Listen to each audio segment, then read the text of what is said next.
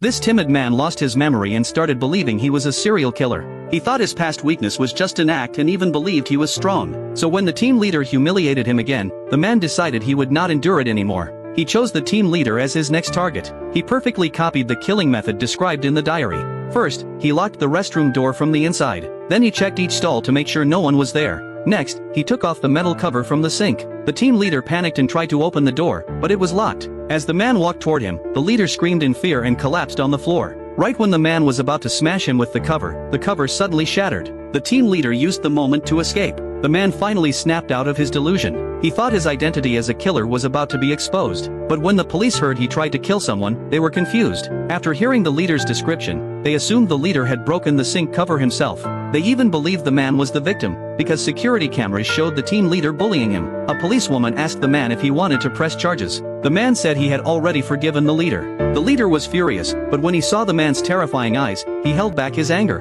But the man got angrier and angrier. How could a serial killer like me be bullied by these idiots, he thought. So he anonymously posted online and exposed corruption involving the section chief and the team leader. The section chief was enraged and hired local thugs to teach the man a lesson. At that time, the man was eating barbecue with a few co-workers. The thugs burst into the restaurant. One of them happened to be his neighbor. The moment the neighbor saw him, he froze in terror and hid behind the others. He had once overheard the man's detailed killing method. But the gang leader ordered the neighbor to attack first. The neighbor pretended to trip over the man and covered his face with his hands so he would not be recognized. The man did not want to reveal his identity, so he told his co-workers to leave. The thugs surrounded him and slapped him several times. He tried hard to suppress his urge to kill, but the thugs kept insulting him. At that moment, his father knelt on the floor and begged the thugs to spare his son. The man became furious. His expression changed. He walked to the barbecue table, lifted the grill rack, poured a full kettle of hot oil into the pit, and then kicked the charcoal stove toward the thug's feet. Everyone froze in shock. He picked up the boiling oil, stepped on the neighbor's back, and threatened to pour the oil into his mouth if he did not reveal who sent them.